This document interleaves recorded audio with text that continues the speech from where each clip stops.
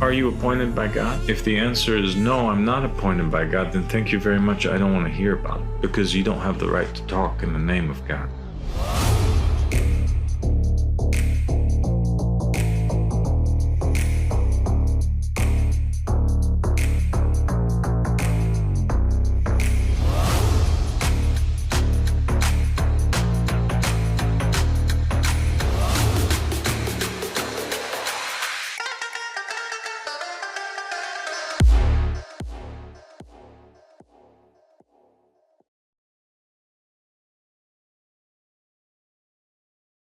Of Where is God Today.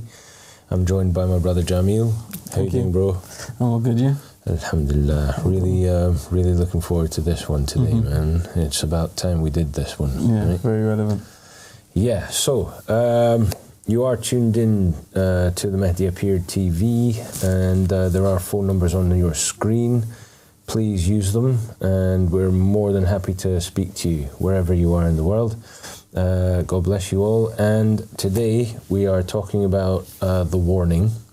This is the warning of Sadiq, from him is peace, to humanity about what's to come. And we are literally today talking about the wars and the rumors of wars.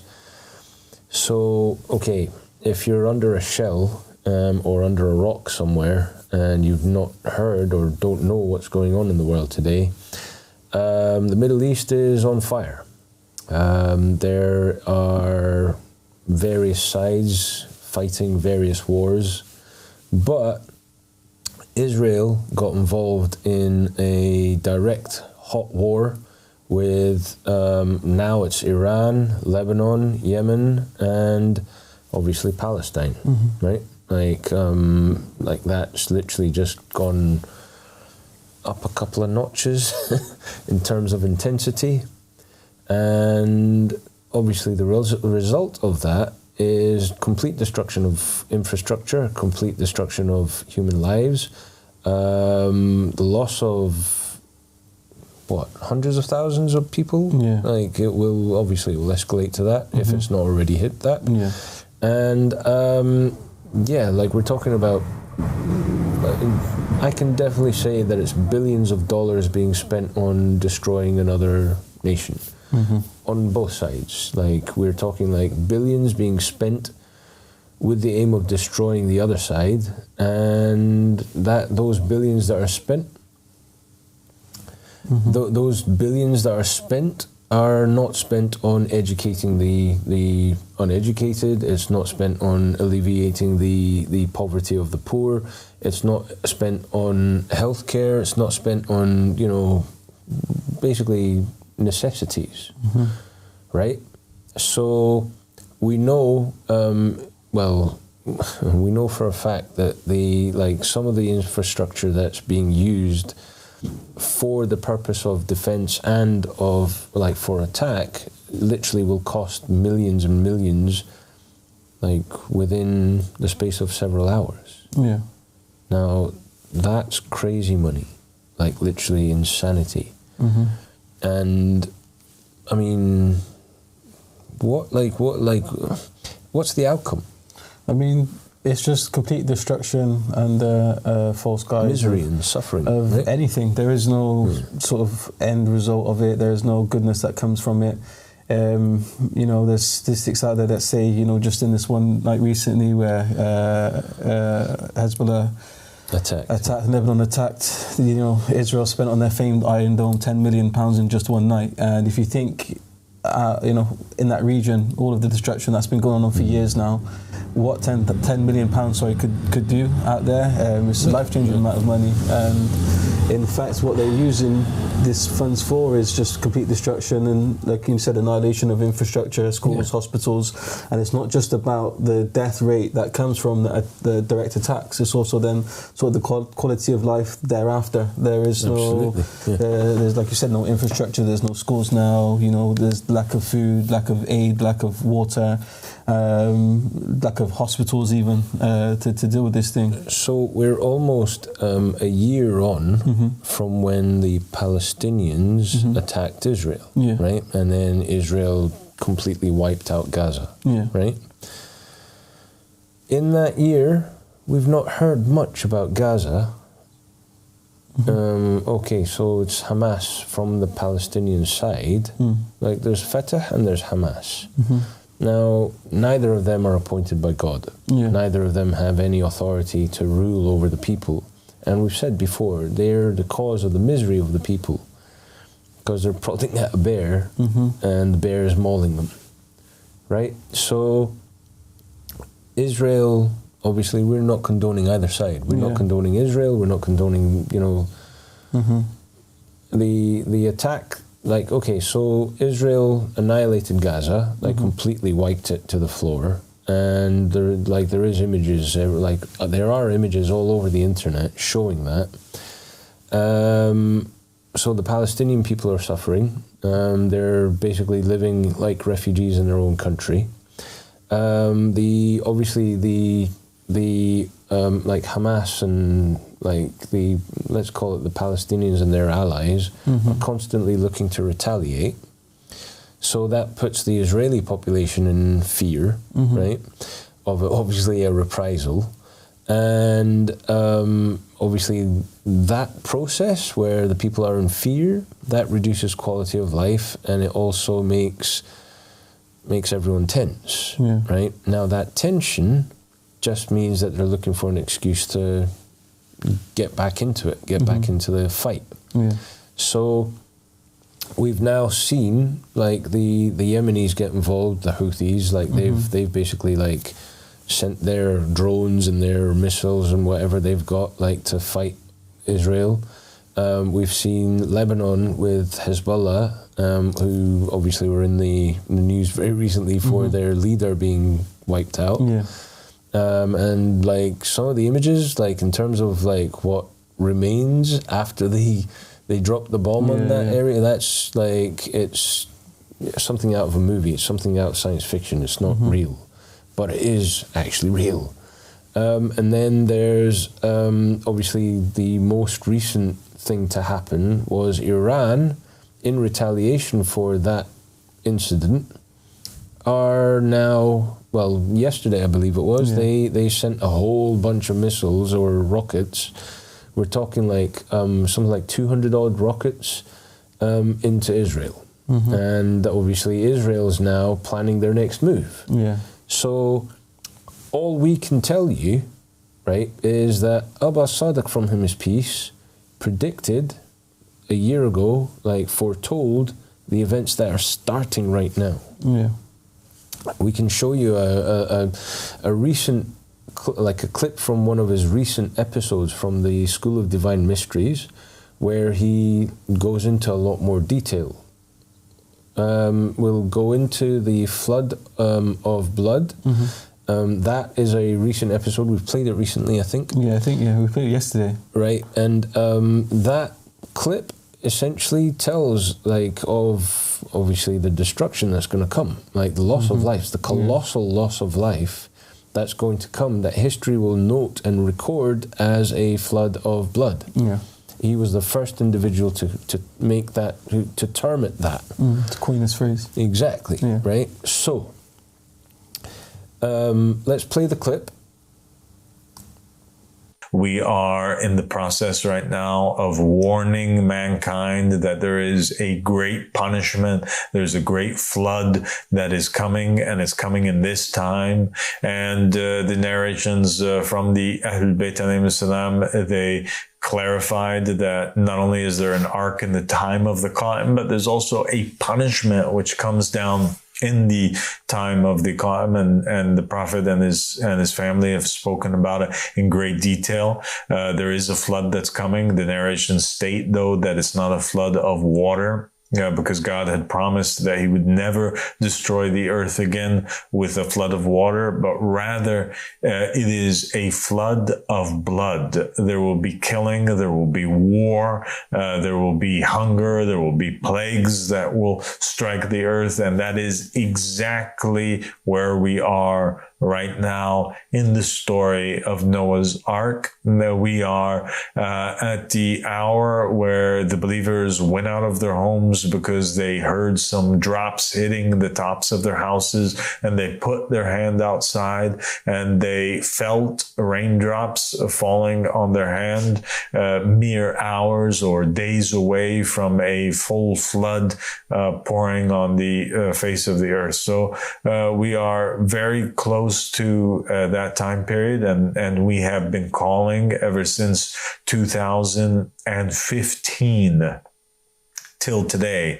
That is 9 years we have been calling, informing people that Imam al-Mahdi alayhi salam has reappeared and that he is with us. And we've been calling people towards the ark, which we are building. And that is what we are doing right now, calling the people to the ark and building the ark. And the ark is the divine community of believers, the dawah in which the people must believe in and not abandon, or else they will be destroyed. We are awaiting, as we are making adhan and calling people, knowing that there are people out there for every 1,000 people that mocks us, just as they mocked Noah. There will be one believer, true believer, who will come out of the wilderness and join us and take part in the building of the ark. And that's what the Qa'im is looking for, his 313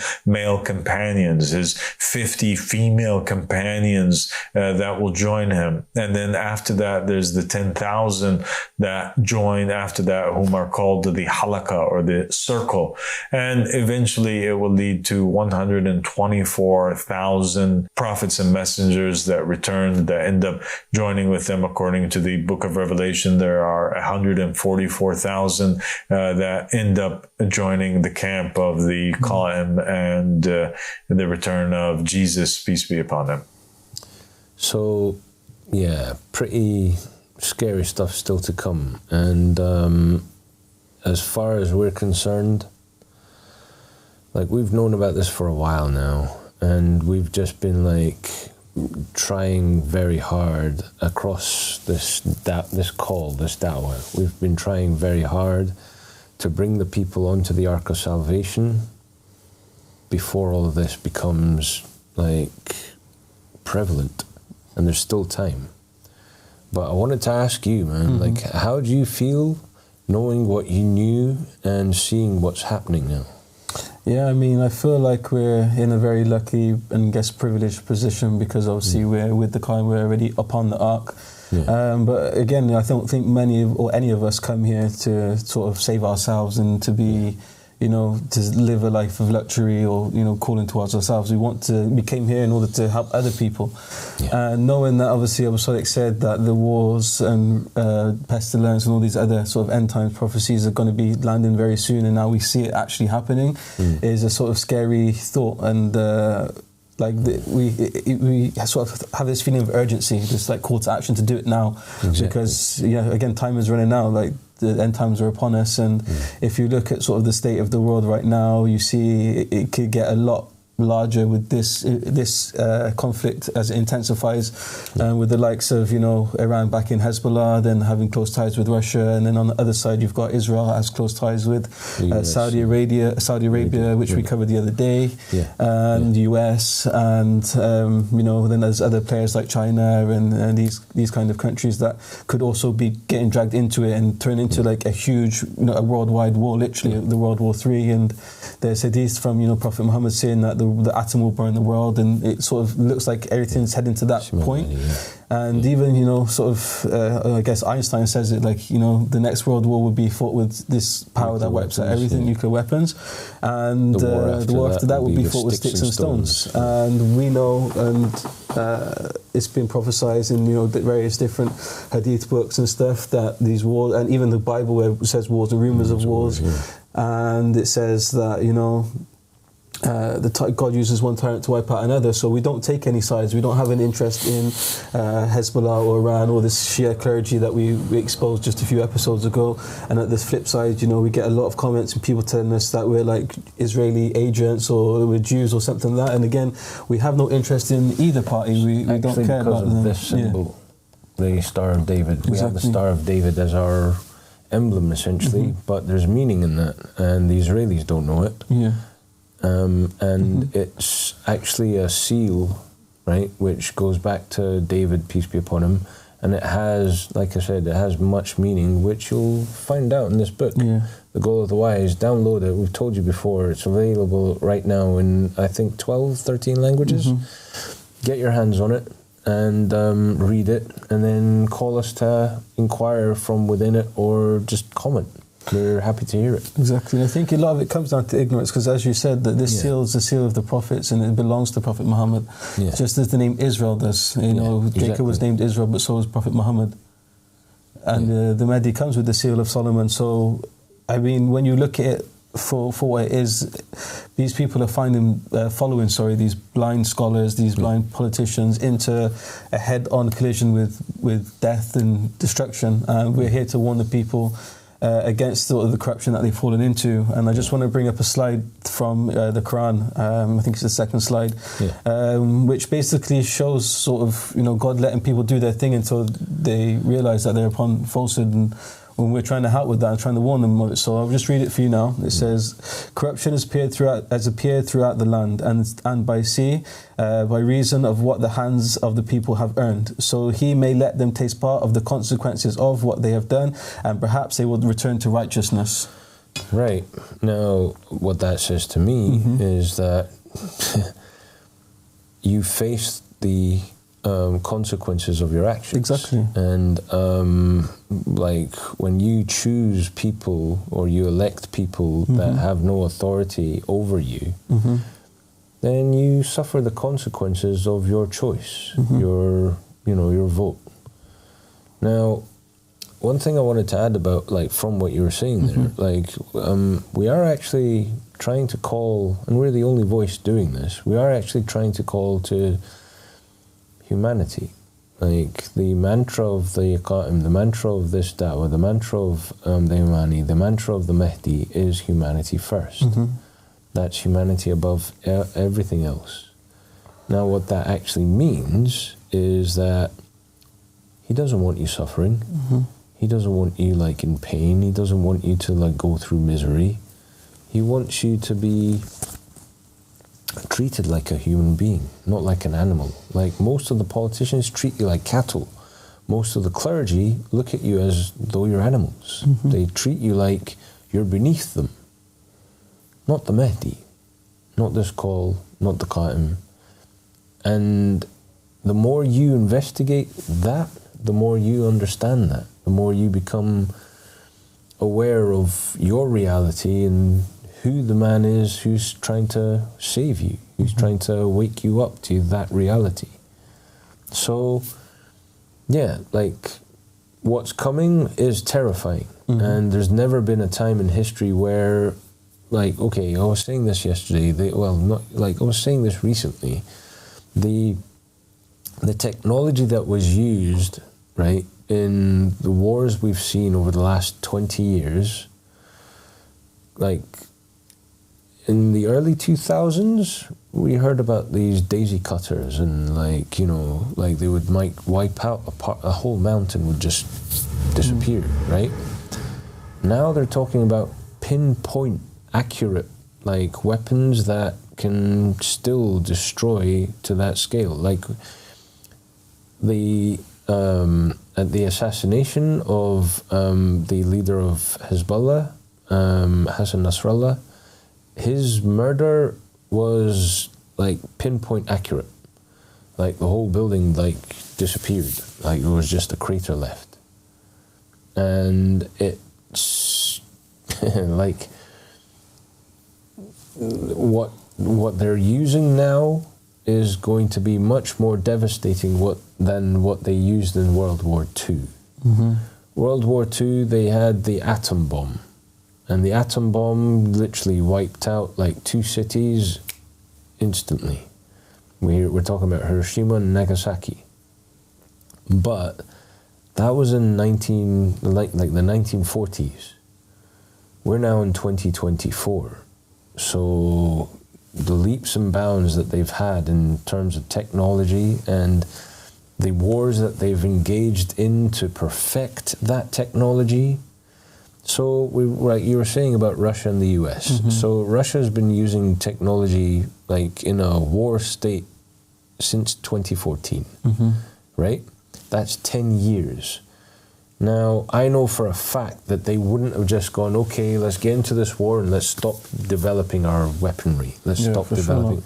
You know, that wouldn't make any sense at all. So, obviously, they've been partnered with other countries like China, and they've developed their weapons in this war to become much more advanced. Yeah. Yeah, I mean, if you look at weaponry today, it's scary. Like, there's so many of these videos that you can find on different sources of, you know, like this Ukraine-Russia war, and you see like these kamikaze drones and like all these different new technologies that are bringing out.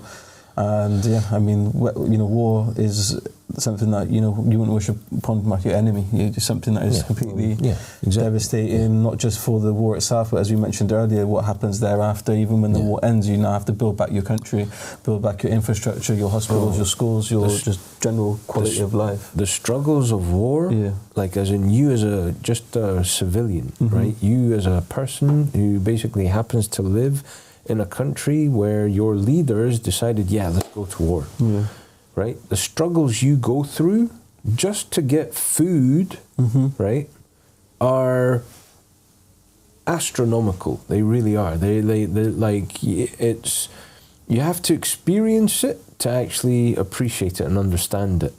And people who come out from war-torn countries, they appreciate the tiniest things. And this is why they all want to become refugees in places like Europe.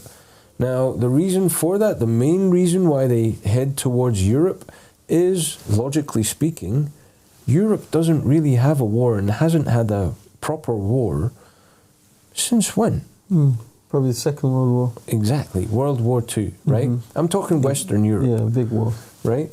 Now, they've had little tiny wars here and there, but they really are nothing compared to what Iraq's faced, what Afghanistan's faced, what Syria's faced, what Ukraine has faced.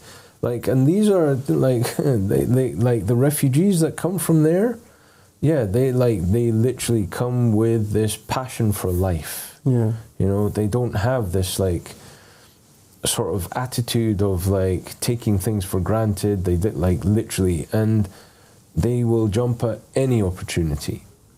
So that mindset is like, as in the people who go through that process, that's going to magnify, it's going to intensify, like the war as it grows and as more countries become engulfed and they go into that war state economy, meaning the food becomes a scarcity, the means to like get the food becomes more like it becomes more of a struggle to get food and water and so on. Just that process alone is going to drive people to insanity. Yeah, you know. And you also saw the sort of knock-on effects of, you know, what war brings when, you know, it was only a few years ago where they were talking about immigration crisis and migrant crisis and refugee, you know, deaths of people like going across, you know, in these like little unsafe boats, little vessels to try and lead and secure a better life. And I mean, the knock-on effect that has to destabilising nations and the uproar that has for most citizens, which is completely unwarranted, because a lot of the time, like you look at, like there's reports of people, of like high-up leaders in Iran and Lebanon, basically accusing, you know, people like France, leaders of France and UK, for condoning these attacks from Israel. And a lot of these people and these big players are responsible for why these people have to make, you know, life and death decision to either risk their life to seek a better, you know, future in a foreign land, stable future, or just stay in the country that they're in countries and hope to survive, basically. And it's really sad and it's really disgusting. And if you look at sort of any scholar or any Muslim leader around the world today, they're just as guilty, if not more so, than any of these Western politicians. Or they're the ones supposed to be guiding the people, right? Exactly. You know, like giving them the foresight to not support the tyrant who's looking to get into it. Like Saudi Arabia, prime example, right? Saudi Arabia has been involved in a war with Yemen for years, right? And Saudi Arabia has devastated Yemen, right? Both the people in both those countries, right, the populations of both countries are guilty of what? They're guilty of supporting the leadership in both those countries that put them in that situation. Right? So, like, that's what this verse is talking about. Right? Like, literally, like, it's insane, right? That, like, for me, like, I think it's absolutely insane for a person to ask, why is this happening to me? Right? Why am I having, like, why am I struggling with this? Why is this happening? Why is the war? Why are we in a war? Whatever, right? Like, bro, like, it's really, really straightforward. We all have a choice, right? Now, I'm not saying that everyone has the same circumstances to make the same, you know, choices. But what I'm saying is, like, if you don't support someone in your heart, right, and you then consciously begin like a process of making decisions that take you away from supporting something, then God opens up opportunities for you to leave that state, that situation that you're in. And we saw that with our believers that have come from Big time. war-torn countries and have made it out, and you know, they did an action, maybe a protest, or they did something, they took those steps which we keep mentioning to make themselves have a better future and to join the caravan or the Ark of Salvation, and God made a way for them out. We have a sister, I'm sorry to interrupt you there, but we have a sister who basically was in the middle of Palestine, and she left Palestine literally a month, maybe like around a month before the attack in October last year, right? Literally, and I mean, she came here, right? She came here, and then it erupted in Palestine. The whole thing, like, went to, like, it became ridiculous, right? Absolutely, and it's true because it's as you say, like, people have a choice. We mentioned it yesterday that, you know, if you're happy with, you know, someone across the road killing someone else, then you took part in that murder, you're an accomplice to it. And it rings true for anybody that supports these leaders of Saudi Arabia, the people that are, you know, the custodians of the two holies that are, you know, bombing their own Muslim brothers in Yemen, or even this, you know, so-called grand ayatollahs in Iran that are fueling the fire and stoking the tensions over in Lebanon and supporting Hezbollah, which we all know they back them. So I just want to bring up Hamas too. I just want to bring up another slide which sort of talks about these types of people. And you can also throw in there the likes of these corrupt politicians and kings and, you know, so-called leaders. Leaders, very much so-called. So it's the third slide, and I'll just read it for you now. It says, a time will come from my ummah during which nothing will remain from the Quran except its scripting, and nothing will remain from Islam except its name. They will be called Muslims while they are as far as one can be from Islam. Their mosques will be filled with people, but they will be void of right guidance. The jurists of that time will be the most evil rulers under the sky. And they have sown disorder, and disorder they shall reap. And you can see it today. They're definitely reaping disorder. They are definitely sowing disorder. They are void of any guidance, and they're misguiding the people that are turning up to these mosques and seeking guidance. And they're not handing over anything to the people that are appointed by God, which is, you know, Abu Sadiq from his peace, and, you know, Mahdi and the Hassan alayhi salam. All I'll say about that verse, right, is like most of my life, I attended mosques. Like I would, you know, every Friday we'd have a Friday prayer. All the Muslims out there know about Friday prayer. Friday prayer is where all the Muslims gather in the mosque, and there's what's called a khutbah, which is basically a speech by the imam, and the imam basically is supposed to like give something of valuable relevance, right? To the people in order that they may conduct their affairs on a more God-conscious level. And I've never ever walked away from a Friday prayer feeling inside of myself, yeah, that was amazing. I really am glad I attended today, you know, and I've benefited from this because I can do this, and now, you know, like I can now do this, and this, but not once, not once. And I've been to thousands. Yeah, it's funny you say that, because I too went to many Jummas and these congregations on Fridays, and I remember very distinctly that one of the very first ones, well, in fact, the first one that I ever sort of felt like, wow, that changed my life, or wow, that's so insightful, was when I came to Germany, and it was the first Friday, and Dr. Ali gave a khutbah, and he was talking about the relevance and importance of God in your life and how he comes before anything, and I was like, wow. Yeah, that's a big difference. But he's a believer. Dr. Ali's a believer. Exactly. And believer in this call. Exactly. And I think that ties us nicely into, because we're heading that direction, to the next video we wanted to play, which is the invitation to the Seventh Covenant. Because obviously he's part of the Seventh Covenant, and this is the difference that we see. And the level of knowledge and practicality that, you know, people, not even Abu Sadiq himself, but like his disciples, Dr. Ali, you know, Garefi, who's obviously a pillar of this community. Just as an endorsement of what you just said, right?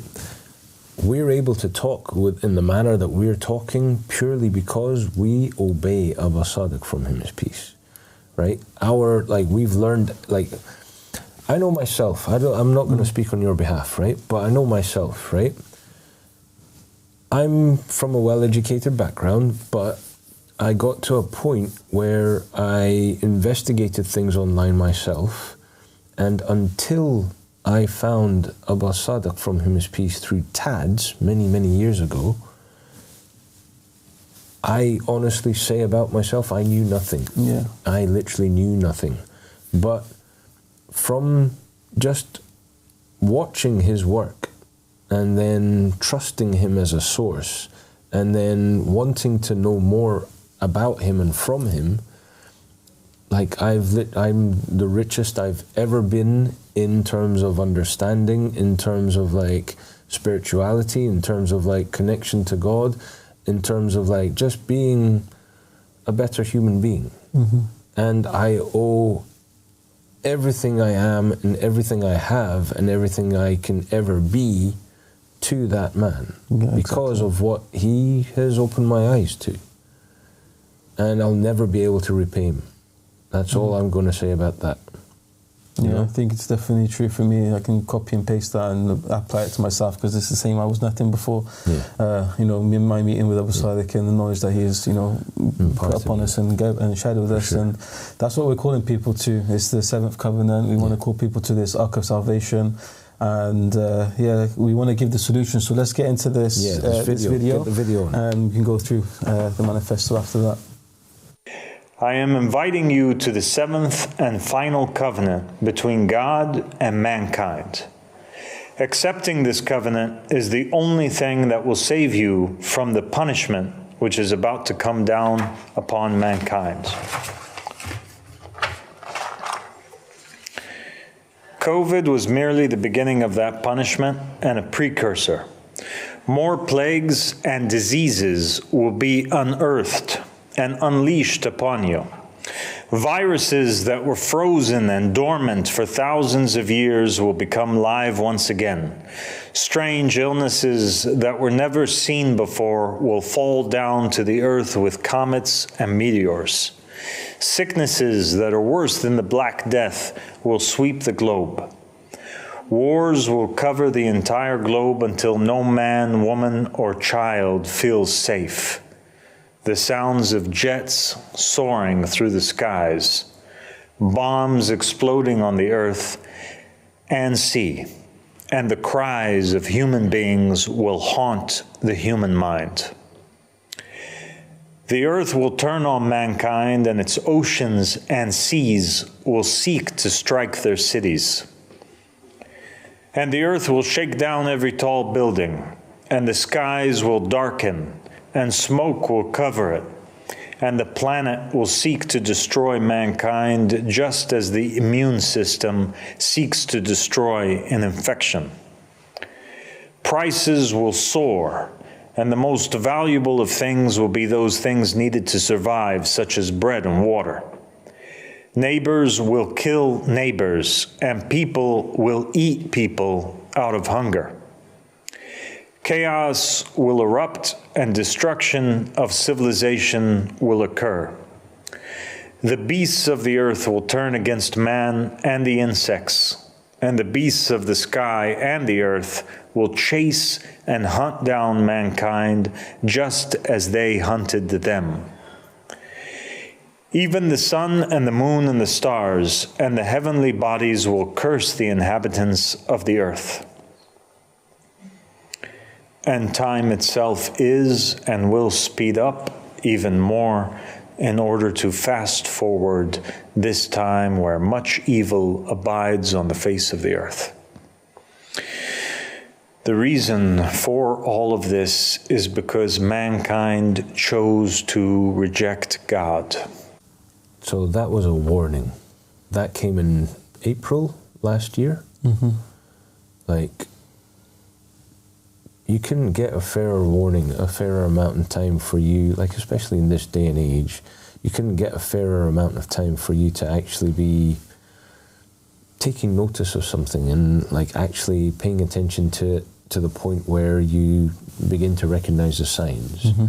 Like he's talking literally about what's happening and what has happened within this last, 6 months, right? Yeah. It's getting more intense now. So you either pay attention or you don't. Exactly. Like no one's going to force anything on you. Exactly. There's no compulsion in religion, and Ahmad Hassan always tells people to go and read, research and scrutinize and take their religion into their own hands. Is something, a sentiment that we keep mentioning every episode, because there's something that we've done, and it is the doorway to going out and finding your salvation. And you know, like you said, the believers like who've made that trip and made that journey have come out on this side, and they're in safety, and they're again benefiting from Sadiq Islam. And that's what we're calling people to, and it's very practical. It's not like sort of a philosophical dawah of just knowledge. It comes with steps, it comes with a blueprint of how to achieve a divine just state. So he recently, peace be upon him, published a manifesto. It's called the Mahdi's Manifesto, and I think we should just cover that for the last last 10 minutes or so. And you can see the cover of it on the screen. Code, and got download the QR code. Download that book and get it read. It's a 30-page document. Exactly. But like it's so concise and so to the point. It's really like what this man is about. So it goes into 3 different chapters. I don't want to spoil it for the viewers too much, but just to give like a 5-minute overview of the manifesto. Chapter 1 talks about finding a leader. The Quran says, or the scripture says, that basically one corrupt leader falls, the next one is probably even worse. And that's what you saw in sort of the Arab Spring Revolution. I think it was Muhammad Morsi fell, and then Sisi came, which made the place even worse, actually. So it's all about finding this divinely appointed leader, which has always been the case from Adam until now. And we obviously have Sadiq Islam with us, and sort of is steering the ship, as it were. And he came with the 3 proofs, which is really the only way that you can discern whether or not this man is from God, and that is he has to be divinely appointed, he has to be called into the supremacy of God, and sort of has that banner that he raised, and obviously the knowledge which we've been speaking about in abundance, and is right in front of us in the 600-page book. In the 2nd chapter, he talks about entering the covenant, and this is basically a deal you made with God, God's representative, and a deal that he has with humanity. And again, that is something that has always been the case from Adam until today. We had the very simple commandment of Adam, go, be fruitful and multiply, and stay away from this tree. Just put it in very plain terms, and that is the deal. And everything else I'll give to you, and you can live prosperous and be great. And that's what he's promised all of the prophets and messengers until this day.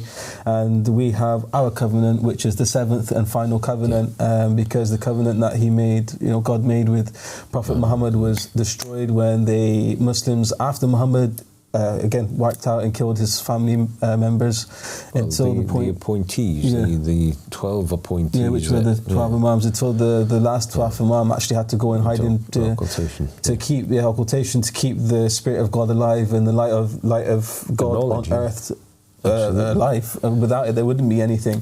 So it was a mercy upon us, but also a tragic loss for us, because that was when sort of guidance was apparent guidance was removed. Obviously, God always sends someone to guide the people, but that was sort of covertly. But that's another topic. So then the last one is the third chapter, and that talks all about forging a community, and that is what we're calling towards, this ark of salvation, this place where heaven can, God can rule. Basically, the community is the application of the first two chapters, basically, where there is a leader and there is a covenant. And that community basically applies everything that the leader instates. Exactly. Right? Simple as that. And just for doing that, you get this thriving community, exactly. right? Which then leads us on to the next point. Now, the way the community lives and the way the community is with each other, and the way that let's call them the devotees to the leader, who is Abba Sadiq, from him is peace, how they conduct themselves, how they sort of operate, how they serve, how everything, just basically everything that they are and do, right, is summed up beautifully in a verse you've got from the Bible, right? So let's bring up our final slide. And it's from the Holy Bible, the book of Acts, chapter 4, verses 32 to 35. All the believers were one in heart and mind. No one claimed that any of their possessions was their own, but they shared everything they had. With great power, the apostles continued to testify to the resurrection of the Lord Jesus, and God's grace was so powerfully at work in them, all that there were no needy persons among them. For from time to time those who owned land or houses sold them, brought the money from the sales, and put it at the apostles' feet, and it was distributed to anyone who had need. Yeah. Now that's literally what we see happening here. Okay? Now, I mean, I personally can testify to this, and I cannot make it or summarize it in a better manner. Yeah. And absolutely. It's amazing, it really is. You really don't have any need. Yeah. I mean, it's the way that God intended it. And if you look at our journey, if you look at the journey from Abu Sadiq, going out in Egypt and starting this dawah, I mean, this is one of the biggest miracles and the proof in and of itself. You have to imagine, obviously, with all of the sort of border police and all of the different, bureaucracy and, the hoops you have to jump through to just go to another country, the fact that he's, facilitated and migrated, hundreds of people from one country in Egypt with the passports and the power of that, the lack of power the passport has, to places like Germany, and then to Sweden, and now to the UK, with even things like Brexit happening in between, and the sustaining of these communities as it continues to grow and to flourish is a miracle in and of itself. Yeah, absolutely. And as it says, every time that basically people need, or our community needs money, just like in the time of Jesus, something would happen, that money would be given, and God sustains us in every phase. We know from the Quran that God is the finest of planners, right? There's you can sit and plan as much as you like, right, for the rest of your life, but you'll never be as good or as fine detailed a planner as God. Exactly. Right? And it's literally meticulous. It's so perfect that as soon as you reach this point where you don't know what you're doing next, something happens. Like you said, something either there's too many stories to get into. It's shocking. But it's testament to the truth, and testament to how powerful it is when you do support the man from God, the Holy Spirit. Yeah. It's very true and very easy to see that God is with us just from our journey. The journey, absolutely. And basically none of us, the only reason I'm so sure, right, of my faith and my belief and my commitment to this man is because of my journey, that nobody can dictate to me. Nobody can tell me what experiences I went through in order for me to reach this point. Exactly. And the same applies to you, the same applies to everyone who's joined this community. Now, all we're asking you is to go out and investigate and check out like the book, check out like the man, listen to what he has to say, because it's in your interests. What's coming is terrifying, and it's the scariest time in history. But there is hope. Anyway, thank you very much for joining us. God bless you all. And yeah, we'll see you tomorrow in another episode of Where is God Today? Are you appointed by God? If the answer is no, I'm not appointed by God, then thank you very much. I don't want to hear about it, because you don't have the right to talk in the name of God.